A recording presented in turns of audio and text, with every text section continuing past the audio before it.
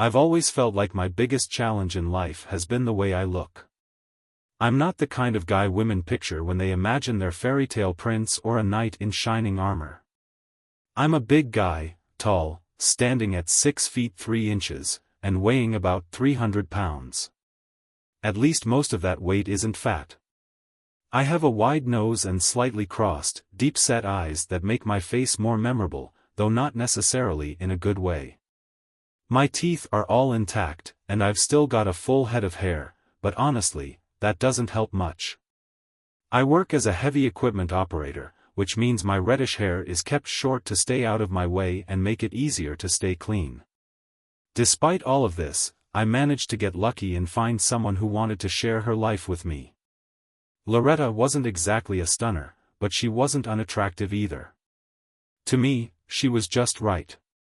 Compared to me, she was tiny, standing at 5 feet 3 inches. She had this incredible way of putting up with my roughness, teasing me about it in a way that was never hurtful. Her jokes always felt like they came from a place of love, which made it easy to relax and just be myself around her. We got married young and built a life together. We had 2 kids, Brian, who's now 16, and Monica, who's a year younger. Thankfully, they inherited more of Loretta's looks and temperament than mine. They're bright, polite, and a joy to raise. I'm a proud dad and a very content husband. For work, I'm employed by my Uncle Sal, who runs a family business focused on heavy equipment operations. Uncle Sal is the boss, but the rest of us get steady paychecks and put in long hours. Any extra profits at the end of the year, after new equipment is bought, are shared among the family. It's a good setup. Loretta works for a small company that handles property evaluations for banks and investors. She doesn't do the actual appraisals but takes care of the reports, formatting, and data entry. Life was smooth sailing, and I should have been content to let it stay that way. But one tiny thing made me start questioning everything. I noticed what looked like a hickey on Loretta's neck. Normally, I would have teased her about it, but something held me back this time. If it really was a hickey, I knew I wasn't the one who'd left it there. Of course, it could have been something harmless, maybe a bug bite or an ingrown hair. But her behavior unsettled me. She started covering it up with makeup, even when we were just at home. If she was heading out, I'd understand, but why do that when it was just the 2 of us? If Loretta was seeing someone else, it had to be during the day. She never went out at night without me, and I was confident no one was coming to our house. For a week, I couldn't shake the thought. By the time the mark faded, the uneasiness lingered. Our love life was good, better than many people's, I'd bet. I wasn't the most romantic guy, but I'd make small gestures, buy her flowers for no reason, always remember birthdays and anniversaries. We often went out for dinner, caught a movie, or even went to a show. Every year, we took a family vacation somewhere special. I cherished her as my wife and as my best friend. But now, this one little red mark was driving me crazy with suspicion. Work was slow, so Uncle Sal didn't mind letting me take a few days off. I didn't know what I was hoping to find or what I'd do with my time. On a whim, I decided to keep an eye on Loretta. I borrowed a car from a coworker and brought along a book of crossword puzzles to kill time. For 2 days, I followed her. She went to work, had lunch, then came home. Nothing seemed unusual. By the 3rd day, I started feeling like a fool. That day, she left work for lunch earlier than usual. But instead of heading to her car, she walked around the side of the building. A white company car, a plain 4-door sedan, pulled up behind the office building, and Loretta climbed into the passenger seat. At first, I thought she was just going to lunch with a colleague. It wasn't exactly the same as the previous days, but it didn't seem too unusual either. I decided to follow them, staying a safe distance back. That's when my worst fears became a reality. The car pulled into the parking lot of a dingy little motel near the state line, the kind of place you'd expect to see in a crime drama. I recognized the man driving, one of Loretta's co-workers, an appraiser named Tom or something like that. He had a key ready, and they walked into a room like it was second nature to them, like they'd done this countless times before. He was a decent-looking guy, probably a decade younger than Loretta, and as I watched, they drew the curtains and shut the blinds. I realized I hadn't thought beyond this moment. I had no plan. The rational thing would have been to wait for Loretta to come home later and confront her calmly. But I was far from rational. My emotions took over. I stepped out of my car and walked toward the motel room door. It was one of those old motels, with flimsy wooden doors that didn't stand a chance against brute force. Even if there was a safety latch, I figured one strong shove would break it. About 10 minutes had passed since they went inside. I spotted a hotel employee nearby and told her to call the police. She gave me a puzzled look but pulled out her phone immediately. I intended to give it 5 more minutes, but I couldn't wait that long. 2 minutes later, I slammed my shoulder into the door with everything I had. The lock didn't just break, the entire doorframe splintered, and the door crashed onto the floor with a thunderous bang. The sound startled both of them. Loretta and her lover were in bed, completely naked. Before he could even react, I grabbed him by the neck. Seeing my wife in such an intimate moment with someone else was unbearable. I felt a surge of anger like I'd never known before. It wasn't just him, it was her too. They both knew what they were doing. The first 2 punches landed with brutal force, cracking several of his ribs. He was gasping for air, unable to move. But I didn't stop. I hit him again and again, deliberately, taking my time as I vented every ounce of rage. His face and torso were a mess of blood and bruises. Loretta screamed for me to stop, and at one point, she tried to pull me away. Mid-swing, my elbow caught her in the mouth, sending her sprawling across the room. Blood dripped from her split lip as she landed against the wall. Then everything went black. When I came to, I was handcuffed in the back of a police car. Paramedics were loading Tom onto a stretcher, and Loretta was standing nearby, wrapped in a motel sheet while a paramedic tended to her lip. She glanced over at me and burst into tears when our eyes met. A female officer guided her back toward the room as the squad car pulled out of the parking lot. I didn't put up a fight. I didn't ask for a lawyer or even attempt to plead my case. The charges stuck, and the fact that I'd asked the motel employee to call 911 beforehand made it worse. They called it premeditated assault, but none of that mattered to me. I was sentenced to 2 years in prison. Before I was sent to the state penitentiary, my brother Louis was the only one who came to see me. He promised to visit once things settled down. In my new reality behind bars, I didn't face much trouble. Word quickly spread about why I was there, and that seemed to earn me a strange sort of respect. 10 days later, Louis came by to see me. "I thought about bringing you a pack of cigarettes," he said with a faint smile, trying to lighten the mood. "But then I remembered, you don't even smoke." "Cut the crap, Louis. What's really happening back home?" I asked, trying to hide the frustration in my voice. "No one's telling me anything, and all I hear and hear are wild rumors and nonsense." "What's going on?" Louis sighed heavily. "It's pretty bad, Mike. The family's a wreck, the kids are devastated, and Loretta's been holed up in the house since everything happened. Brian and Monica have been staying with Mom and Dad, but they plan to head back home later this week. Loretta, though, she's not talking to anyone. Not a word. Even Joyce went over to check on her, but Loretta wouldn't even open the door. Has she talked to the kids?" I asked, feeling a pang of guilt. Louis shook his head. "Nope. They've tried, but she won't say a thing. Honestly, I don't think she's ever going to talk about what happened, not to anyone. So, she's not going back to work either, I assume." "She's not going anywhere, Mike. She hasn't even left the house. She's going to run out of food soon at this rate.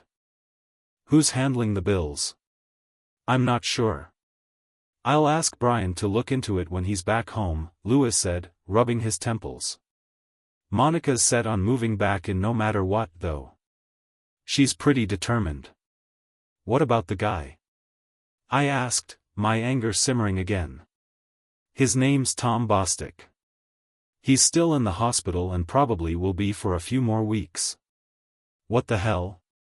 I just roughed him up a little. Why is he still in the damn hospital? You didn't just rough him up, Mike, Louis said, his tone serious. You really did a number on him.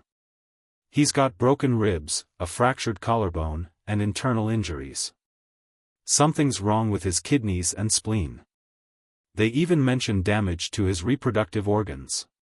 He's eating through a straw, and one of his eyes isn't working properly anymore. I rubbed my face in frustration. Maybe I lost control, yeah, seems like I did. I think I need to talk to the kids. Can you bring them next time you visit? Sure, I'll see what I can do, Louis replied before leaving. After he was gone, I sat down and made a list of things that needed to be taken care of back home. Everything was based on what Louis had told me about Loretta's state, and I felt a responsibility to make sure the household ran smoothly, at least until Brian and Monica finished school. 5 days later, my kids came to visit. Louis wasn't with them. Where's your uncle? I asked. He had to work, Brian said, looking a bit proud.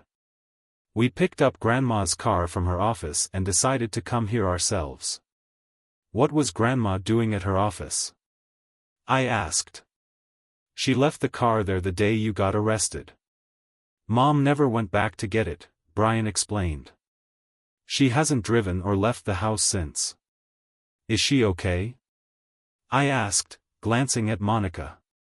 Monica shook her head, her expression somber. No, Dad. She doesn't say anything. She just flits around the house like a ghost. She won't answer questions, and she doesn't pick up the phone. The answering machine is full. I've been trying to return calls from family members, but reporters have been calling too. Will you two be okay there? Or would you rather stay with Grandma and Grandpa? I asked, concerned. Brian straightened up. We'll be fine, Dad. We just need to get into a routine. His confidence gave me a little relief. We spent the next hour discussing how they could manage things and how I could support them. Since I was still getting a paycheck, I suggested setting up automatic payments for utilities. I told Monica to use her mom's bank card for withdrawing cash and handling day-to-day expenses since it also worked as a debit card. Brian said he'd handle the yard work, car maintenance, and help Monica with cooking and chores. Apparently, Loretta was still capable of taking care of herself, but she wasn't engaging with anyone. Monica mentioned her mom had become obsessed with cleaning and reorganizing the house, constantly dusting and moving things around. I couldn't decide if that was a good sign or not. Before they left, I asked Monica to tell her mom that I wanted to talk. Monica didn't seem hopeful but promised she'd try. Loretta never came to visit me in prison. Loretta didn't call, write, or make any effort to reach out. Monica and Brian tried their best to convince her to at least talk to me, even bringing her sister Joyce into the mix, but nothing worked. 6 months went by. Life had settled into a routine, but I still hadn't received any kind of explanation from my wife. Brian, Monica, and Louis visited me regularly, and even a few guys from work took time off to swing by and chat. That helped break up the monotony, but then things took an unexpected turn. 2 weeks after I'd sent Tom Bostic to the hospital, his wife handed him divorce papers. He was in a tough spot, left with 2 kids to support, alimony to pay, and a mortgage on top of it all. When he was finally discharged from the hospital, he went straight to a rehabilitation center. His medical bills quickly outgrew his insurance coverage, so he decided to sue me. I didn't know what to make of the lawsuit. It felt like a mess I couldn't control, but that's when Uncle Sal stepped in. Within days, the company's lawyer filed counterclaims against Bostic for alienation of affection and even sued the company where both Bostic and Loretta worked. The lawyer was sharp and relentless, and before long, all lawsuits were suddenly dropped. I didn't win anything, but at least I didn't lose anything either. 3 more months passed, and nothing had changed within the family. Brian graduated from high school and decided to join the Air Force. He was set to leave in a month, but since Monica had gotten her driver's license, they figured she could manage things at home. Loretta was still refusing to leave the house, let alone answer phone calls. She didn't give Monica a hard time but made it clear she wasn't interested in visiting me or even talking about me. When Brian left for the Air Force, Monica started visiting me on her own. Sometimes Louis would come along. Once, even Joyce showed up to see me, though I never quite understood why. By the time I'd been in prison for a year, Loretta had become a full-blown recluse. She avoided everyone, family, friends, even her own kids. I spent countless hours reflecting on the situation, turning it over and over in my mind. Loretta had never apologized. She never asked for forgiveness or gave me any explanation for her affair. She didn't suggest ways to address what had gone wrong or even acknowledge that anything had gone wrong at all. It was like I didn't matter. Her indifference stung more than the betrayal itself. It made me feel like I was nothing, like an annoyance she'd brushed aside. To her, I was no more significant than a smudge on a windshield or a piece of gum stuck to her shoe. Once she'd dealt with me, she could move on without a second thought. That feeling festered inside me, turning into a slow-burning rage. Tom Bostic, on the other hand, had finished his rehab program. He was living in a rundown apartment near his job. According to Louis, he walked with a limp now and had a noticeable twitch in his right eye. For a brief moment, I almost felt bad for him. That is, until Monica told me something disturbing. One day, while Loretta was in the shower, Monica had been looking for a pen in her mom's purse and stumbled across a prepaid cell phone hidden at the bottom. The phone had only one number saved in it. Monica copied it down, along with the number listed under that contact's name in the directory. The discovery left us both uneasy. I had no intention of ever going back to Loretta, not after everything that had happened. But the thought that she might still be in contact with Bostic lit a fire of anger in me that I couldn't shake. 2 weeks later, I got unexpected news: a group of 127 inmates, including me, was being released early. I'd kept my head down in prison and was a first-time offender with a job waiting for me on the outside. It seemed like fortune had smiled on me, even in the midst of chaos. Louis and Monica came to pick me up on the day of my release. I decided to stay at my parents' house for a while, thinking it might help Loretta ease into the idea of me being back.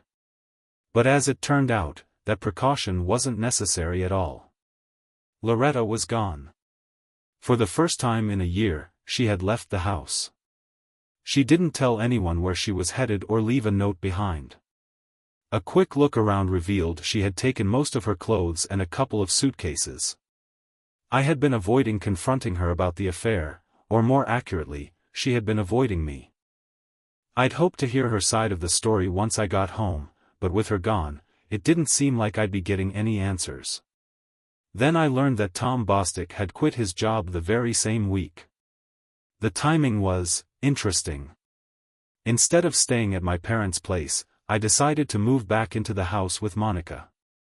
She seemed genuinely happy to have me there, especially since she now had a steady boyfriend. That also meant I spent most evenings alone, as Monica was often out.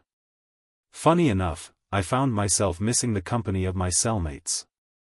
Even small talk in prison was better than the silence at home.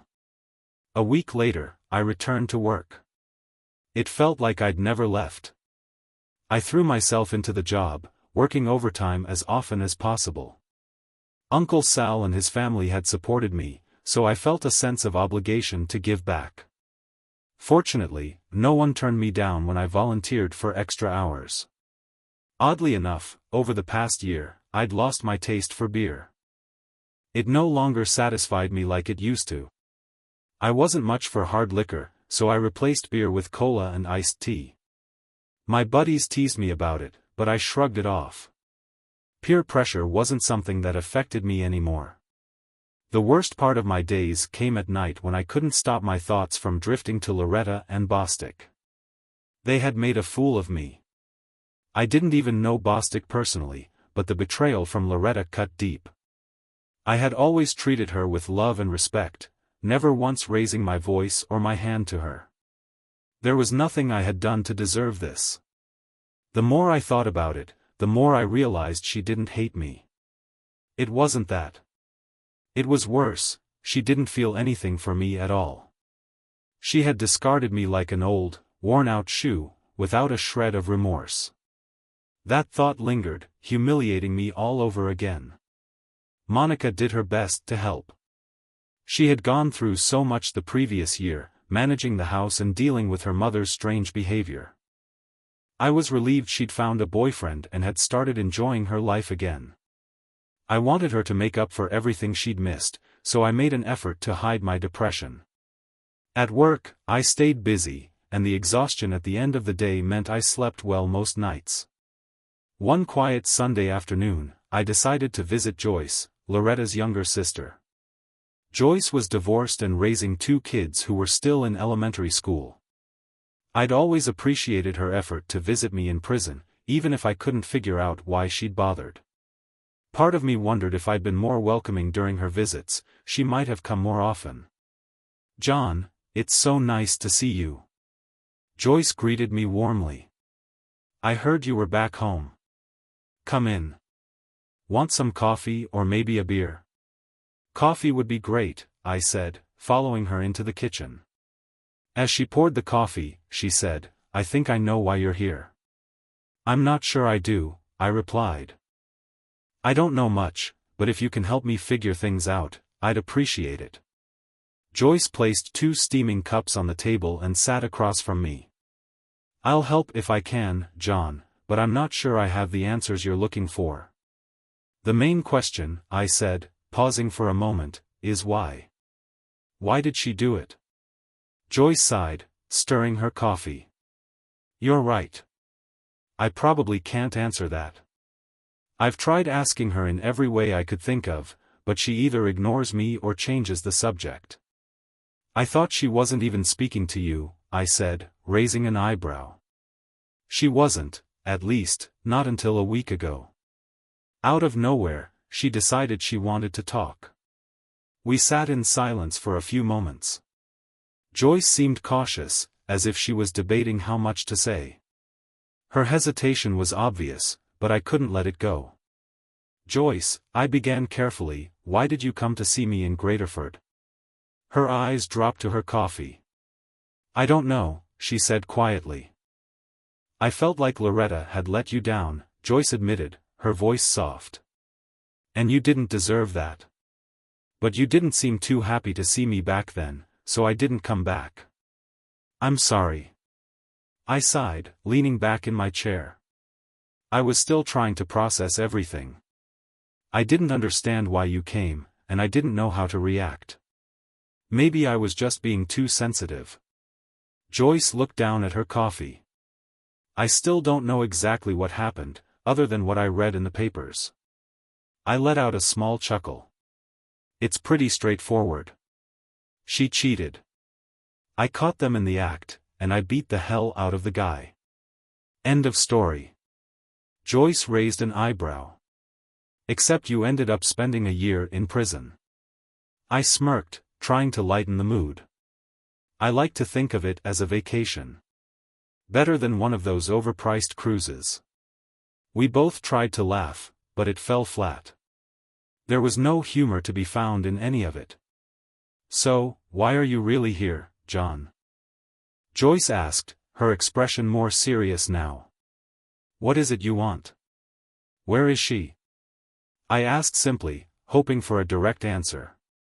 "Reno," she replied without hesitation. "She came to me recently, wanting advice about her divorce." I couldn't help her because she wasn't looking for advice, she was looking for a way to break free without dealing with you or having any contact. I told her that wasn't possible here. She didn't want to go to Nevada because of the residency requirements, but eventually, she realized it was her only option. The company she worked for has a branch in Reno, and Tom, or whatever his name is, managed to get transferred there. She plans to file for divorce as soon as she's lived there long enough. It all clicked into place. I didn't like it, but it made sense. I don't know why she didn't just do this while I was in prison, I muttered. She could have sent me the papers, and I would have signed them without hesitation. Instead, she dragged it out and drove herself into a frenzy. What the hell did I do wrong, Joyce? I asked quietly, hoping for some clarity. She sighed and stood up to clear the table. I asked her the same thing before she left, she said over her shoulder. She just smirked and walked out without answering. Maybe she decided I wasn't good-looking enough, I joked bitterly. Shame she didn't mention that before we got married. Then you'd never have had Brian and Monica. All I could manage was a faint smile. Joyce shook her head. John, my husband was handsome, but he was also a bastard. Looks aren't everything. I learned that the hard way. That's a terrible reason to marry someone, I replied. I won't make that mistake if there's a next time. Maybe I'll find a divorced woman who used to have a handsome husband, I quipped, forcing a laugh. Who knows? Maybe I'll get lucky. As soon as the words left my mouth, I regretted them. It was a stupid thing to say, and I could see the discomfort in Joyce's face. Embarrassed, I stood up and thanked her for the coffee and conversation. As I left, she looked flustered, and I couldn't shake the awkward feeling in the pit of my stomach. Later that week, I decided I needed to clear my head. I booked a week-long Caribbean cruise and handed the ticket to Louis. He wasn't married, and I knew he'd enjoy the trip, especially since I was footing the bill. In exchange, I borrowed his car. The less he knew, the better. The drive to Reno took me 3 days. When I got there, I tracked down an abandoned building east of Sparks and had no trouble convincing Tom Bostic to meet me there. I told him it was an inspection job, something he'd be familiar with. He showed up with his notebook and tape measure in hand, ready to work. 30 minutes later, Tom was in the trunk of Louis's car, and we were heading east. I drove about 30 miles past Winnemucca before finding a secluded dirt road. I didn't know where it led, but I didn't need to. After driving about a mile, I pulled over. Tom had still been breathing when I shut the trunk earlier, but at some point over the last few hours, that had changed. It was disappointing, really. I'd hoped to have a longer conversation with Tom before things ended. Still, I found a secluded ravine with plenty of jagged rocks and scruffy vegetation. Before dumping his body, I took his watch, wallet, and cell phone. Eventually, someone might stumble across him, but by then, the coyotes and other scavengers would have done their work. I continued heading east, feeling a bit less humiliated than I had before. I never saw myself as the kind of person who sought revenge, but it turned out I was wrong. The feeling of satisfaction was undeniable. When I stopped at a casino in Elko, I left Tom's wallet in the men's restroom. I knew someone would pick it up and likely make use of the credit cards. With no one to report the wallet missing, unauthorized charges wouldn't raise any alarms. As for the watch, it wasn't anything valuable or memorable, so I tossed it into a dumpster on my way out of town. By the time I crossed into Utah, I was already thinking about calling Joyce when I got back home. Maybe we could meet for dinner or just have a conversation. Nothing might come of it, but it seemed like a good way to start moving forward. I was beginning to feel lighter, as if a weight had been lifted. That's when my cell phone rang. The number on the screen was one I recognized, the same number Monica had written down for me. My stomach tightened as I realized it was Loretta. It seemed my wife had finally decided to talk. "Tom, where the hell are you?"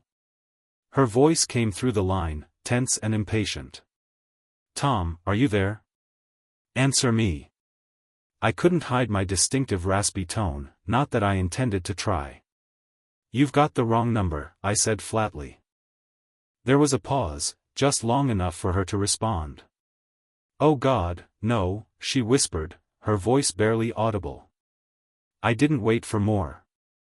I rolled down the car window and tossed the cell phone out onto the highway. In a few days, I'd be back home. With any luck, Lewis was enjoying the vacation I'd gifted him. And me? I felt strangely free, ready to move forward and leave the past behind. Thank you for sticking with me to the end of this story.